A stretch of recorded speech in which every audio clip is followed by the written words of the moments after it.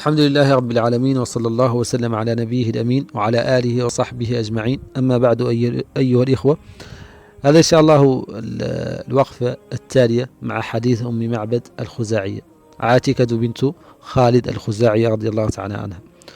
توقفنا في الوقفة الماضية عند قولتها غصن بين غصنين، معناها تصف قامة النبي صلى الله عليه وسلم ما هو طويل ولا هو قصير. ثم بعد ذلك قالت فهو أنظر الثلاثة منظرا وأحسنه قدرا، معناها أنه كان صلى الله عليه وسلم الجماعة اللي هو منها اللي شات معه كانوا أحسنها جمالا وذاتا، وكانوا اللي أحسنها مكانة وجاها عليه الصلاة والسلام.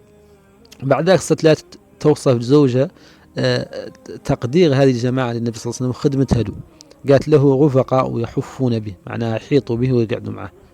إذا قال استمعوا لقوله، لين يقول لهم شيء صنتوا له. وإذا أمر تبادروا إلى أمره، لين ولي آمرهم شيء مباشرة يعدله. محفود معناها أنه مخدوم عليه الصلاة والسلام، ومنه سمي الحفيد حفيدا لأنه يخدم جده. وعندكم دعاء القنوت إليك نسعى ونحفد، يعني نخدم. محفود معناها مخدوم عليه الصلاة والسلام. قالت محفود محشود. محشود معناها على أنه يجتمع إليه الناس، معناها الناس تجيه وتقعد معه عليه الصلاة والسلام. لا عابس ولا مفند. عابس الإنسان الذي يعقد وجهه في الناس، وصلى الله عليه وسلم ما كان يعقد وجهه في الناس، بل كان دائما التبسم والبشاشة في وجوه الناس. ولا مفند. المفند إنسان هذا اللي يستخف بالناس، ولين يقول له حد شيء يستخف به ومتهم على أنه عقال من الناس والله شبه من الناس. هو صلى الله عليه وسلم ما كان هذا خلقه، لأن كان خلق القرآن عليه الصلاة والسلام، ذلك كان أحسن الناس أخلاقا وخلقا عليه الصلاة والسلام. وكافي على المولانا قال وإنك لعلى خلق عظيم.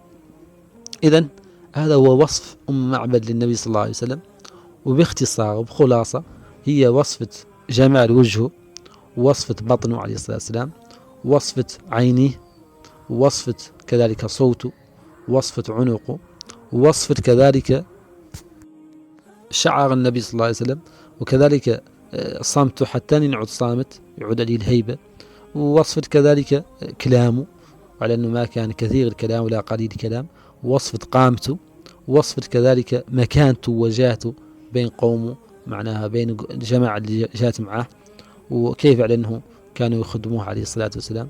ووصفة كذلك أخلاقه على أنه ما كان يعبس وجوه الناس ولا كان يفند الناس، معناها يستخف بها والله يكذبها والله شيء من ذا القبيل.